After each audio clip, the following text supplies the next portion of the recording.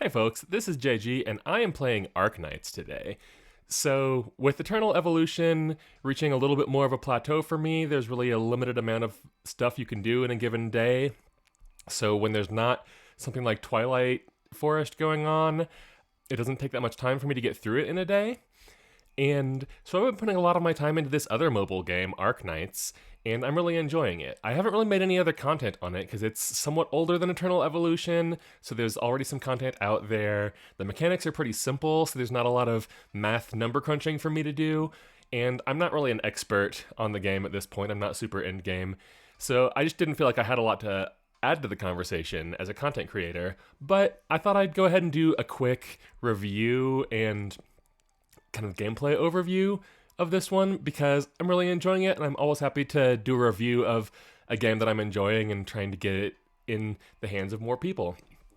So this is another gacha game. I play a lot of these gacha style games where, one of the core mechanics is picking up new characters by sort of rolling in a lottery that can give you, a lot of different possible characters. This one has some of those RPG mechanics of leveling and promotion and things like that, but the combat mechanic here is tower defense. And overall, I think it's really nicely done. Here's one of my sidekicks, but it's an anime style in terms of art and things, and kind of one of the fun things about the world is all of the characters, they're sort of human-like, but with these kind of beast features. So there's these various races of, cat or rabbit or things like that. And it's, it both makes for some cute, anime-style art, as well as then there's the stories behind these various bloodlines and, the nations that they live in and the sort of things they do. There's some voice acting in here for some of the characters. I believe there's a lot more in the Japanese or Chinese releases of the game, but in English, a fair number of these are voiced. I think the voice acting is good, and there's this good variety of sort of character styles here. You can see, I think it's probably like 50% more female characters than male, so a lot of like waifu catering type stuff, but there's a good combination between ones that look normal, look sort of geared for battle, versus there's a fair number of, high skirt lines and garters and things like that. Also, the ability to sort of change outfits on some of your characters. But I think the art is beautiful, and the characters are pretty well designed. They're not just really one-dimensional, and so there's some good variety in all of that.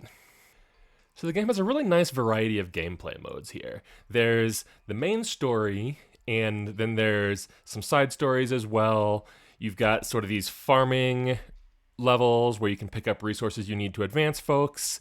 There's sort of an end game area called contingency contracts. There's a good way to push into harder content. I think it's a fun mechanic where you have this kind of challenging level, but then you have some of these contracts you can add to it. So there's this easy one that makes all of your characters stronger, and then there are these other ones that make it harder. So, these monsters have more HP, monsters have higher attack, and things like that. And so you can basically add additional challenges onto the level, and this is a way to kind of push yourself in the end game and unlock higher levels of harder things you can add, and sort of the more challenges you can layer on at a time and still win, you get better rewards. So I'm in the very beginning of this endgame stuff, but I can see that there's a lot of progression still ahead of me. So some great things that keep it fresh even after you're pretty deep into the game. Story mode, I think, is really well done here. This is definitely a pretty story-heavy game. The other games I've made a significant amount of content around are Eternal Evolution and Raid Shadow Legends. I would basically say those do not have a story. There's a little bit of story in them. It is not very well written. It is not at all central to anything that you do. Arknights, on the other hand, is a pretty story-heavy game. The story is well written. It's engaging. I really like the storytelling style in this. I would compare it to something like Game of Thrones, where I'd say it's not really a linear storytelling, it's more helical storytelling, where instead of feeling like it starts at the beginning and then progresses from there, it feels like it starts in the middle. And as you move further into it, you start to realize that this is a big world, and the world has been there for a long time before the events of this started. And so you start to figure out, what were all of these characters doing before the place where you came into the picture?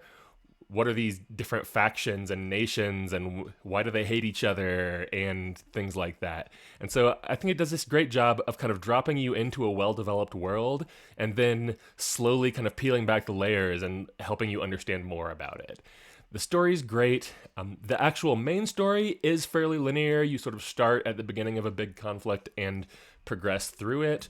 But then there are a lot of these side stories.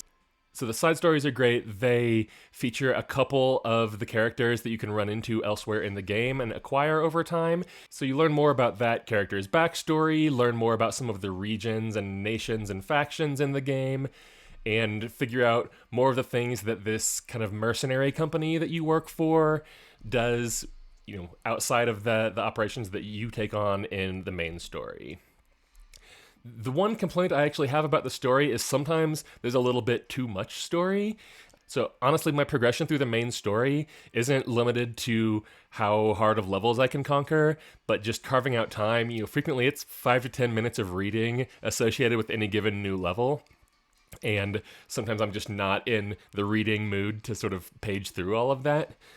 So I think it's a great story. I think if they doled it out a little bit more slowly than they do, that would be good for me.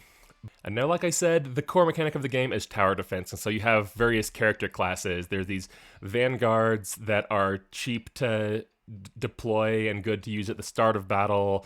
There's these guards that are sort of good melee DPS. These defenders that are good at blocking a large number of enemies and stopping them from getting through. Your physical ranged attackers, your magical ranged attackers, medics, and then some of these support and specialist characters that can do some interesting things. So rather than talk you through a lot of that, I thought I'd just show a demo of one of the levels that I was working on today and see if this catches your interest and if it becomes a game that you are interested in playing. So here's the map for one of the levels that I was working on today, and it took me a few tries to figure it out. Honestly, it was tricky, not really because it puts out a lot of damage. I wasn't having my operators getting killed, but rather there's sort of a big swarm at the end, and they were pouring through and making it to this blue point, which is sort of the defense point that you have to protect. And so I'll talk you through my strategy as I build through it, but one of the challenges here is down on this lower level, there's sort of this tunnel, and there are some ranged attackers that have a stun effect. And the little yellow boundaries around these tiles here, you can't put any melee units on these. So if we let them just walk all the way through here, I have a big crowd of people up here kind of protecting the rally point. And if they get over to here, they start stunning my people, the wave of people make it through. And so the big challenge that I was facing was handling this wave and preventing these stuns from happening because they sort of shut down my whole strategy. So let me show you sort of the team that I built, the strategy that I used, and sort of the depth of strategy that comes out of this game that makes it really fun for me.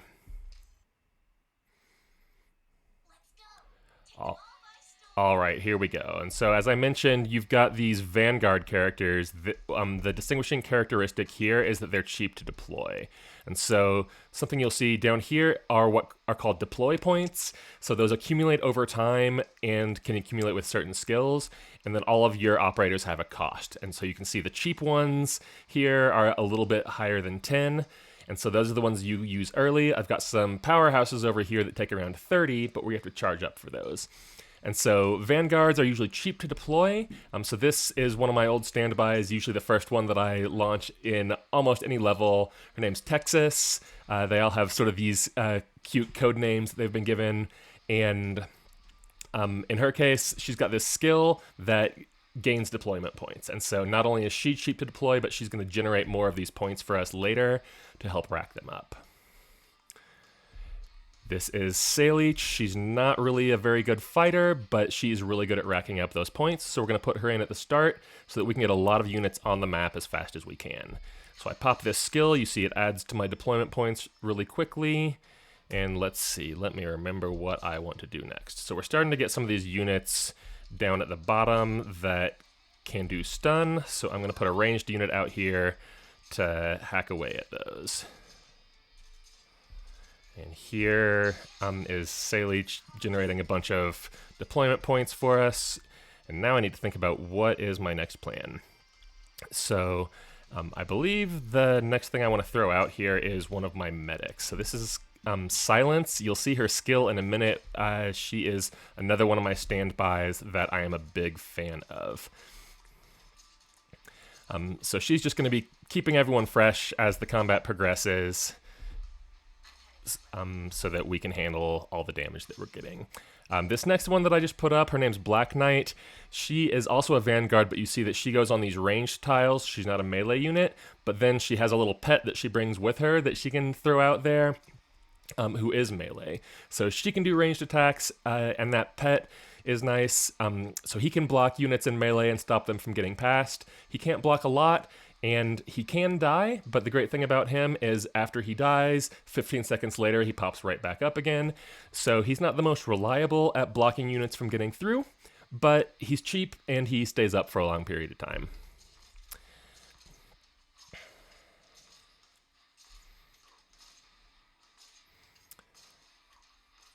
All right, we've got Texas's skill again, and Arknights also can generate some deploy points with her skill, so that's one of the things we're going to be doing here. Now, I've got a lot of points here. I can start rolling out the big guns. You can see, although my total squad is 12, I have a unit limit here. You can only have 8 on the board at any given time. So if someone dies, or if I voluntarily retreat them, then I can put out the other ones. So I don't know if I'm going to be using everyone that's here, but we'll try to kind of rotate through it. So now I'm going to put down a better melee unit. So this is one of my pretty powerful frontliners, and then this is kind of an assassin. So she's got an AoE attack. She'll hit everyone in that area, and she mostly stays invisible where she can't be targeted by others. Now here is Silence's skill that I like, which is that she can deploy these medical drones. And so although this medic has a range where she's mostly healing my front line, every once in a while she charges up one of these drones and she can keep these 2 snipers I have over here healthy so they can kill these stunners before they start causing trouble for me.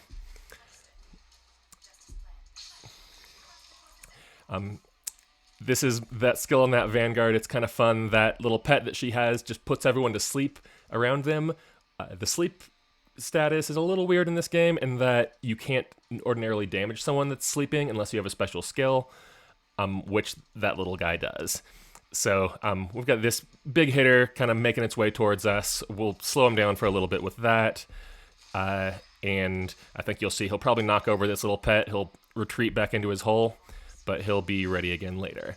Now you can see I'm getting pretty high in deployment points. In a lot of these levels, the max is 99. I'm going to go ahead and retreat some of these early deployments that I don't need anymore. Let's see, we'll pull back Texas as well and put out, this is a melee but also ranged unit, so he can block units but also deal ranged damage. And you see someone just about made it through there, so we've got some units in this map that can't be blocked. So you have to be able to kill them before they make it to the end point. You can't do anything to slow them down.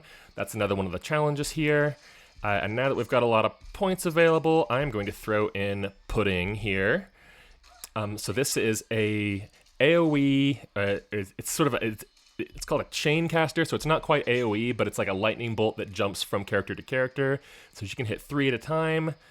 The nice trait here is they also inflict a slow effect, so it's going to slow them down on their way to the base and deal a pretty good amount of damage. Now we're also, as we're getting a swarm here, going to throw out this guy, and similarly, the reason he is expensive to deploy is because he does AoE damage to everyone in all of these tiles. I was not paying enough attention. I need to throw one of these medical drones out again, or I'm about to get killed over here.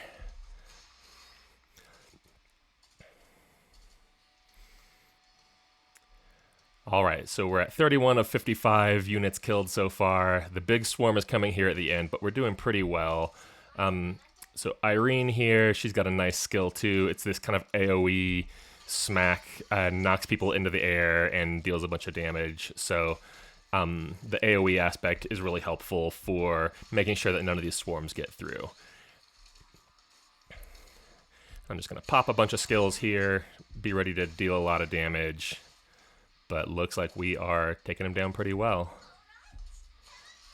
Oop.